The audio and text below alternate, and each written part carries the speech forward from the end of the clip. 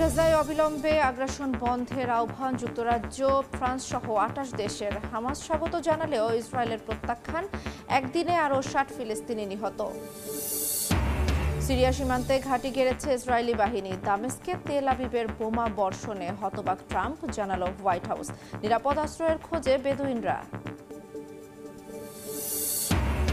ইউক্রেনের বিমান ঘাঁটিতে রাশিয়া ক্ষেপণাস্ত্র হামলা, মস্কোয় শতাধিক ড্রোন নিক্ষেপ। লক্ষ্য পূরণ না হওয়া পর্যন্ত যুদ্ধ চালানোর ঘোষণা ক্রেমলিনের।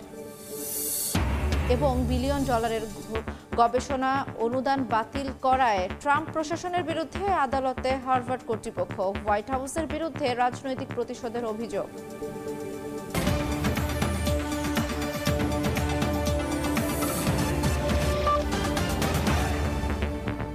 আন্তর্জাতিক সময়ের সঙ্গে আছি আমি জান্নাতুল দোলনা। আন্তর্জাতিক সময় শুরুর আগে উত্তরার মাইলস্টোন স্কুলে বিমান বিধ্বস্তের সবশেষ খবর জানব। দুর্ঘটনাস্থলে আছেন সহকর্মী Shafiquzzaman Rubel.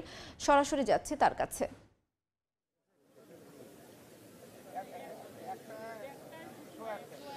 Milestone school and কলেজের ঠিক যেই স্থানটিতে বিমান বিধ্বস্তের ঘটনা ঘটেছে ঠিক তার সামনেই কিন্তু আমি এই মুহূর্তে রয়েছি। এই যে মাইলস্টোন স্কুল অ্যান্ড কলেজের সেক্টর 2 ভবন, হায়দার আলী ভবন, সেই ভবনের দোতলা ভবনের নিচতলায় মূলত বিমানটি বিধ্বস্ত হয় এবং আপনারা দেখতে পাচ্ছেন ঠিক এই স্থানটিতে বিমানটি বিধ্বস্ত হয়ে আছড়ে পড়ে খুব দ্রুত, খুব স্পিডে কিন্তু শ্রেণীকক্ষের ভিতরে ঢুকে যায়।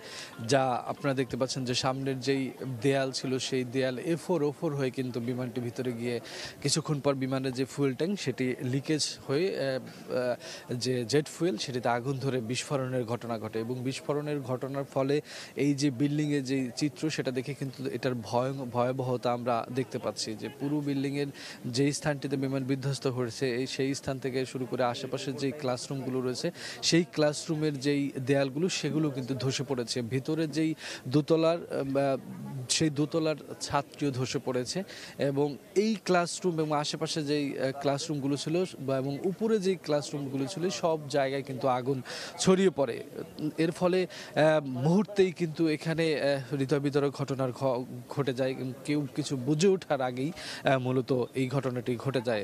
কেউ আসলে কি বের হতে পারেনি তখন, কেননা এই ভবনটির থেকে বের হওয়ার যেই পথ সেই পথের সামনেই মূলত বিমানটি আছড়ে পড়ে এবং সেখানে আগুনের ঘটনা ঘটে। তাই পুরো ভবনটির যারা শিক্ষার্থীরা এবং শিক্ষক ছিলেন তারা কিন্তু সকলেই আটকে যান ভিতরে এবং এই ভবনের সামনে শিশুদের, যেহেতু ভবনটি ছিল ক্লাস 3 থেকে ক্লাস 8 পর্যন্ত এখানে পাঠদান চলছিল 16টি কক্ষে, সেই ভবনের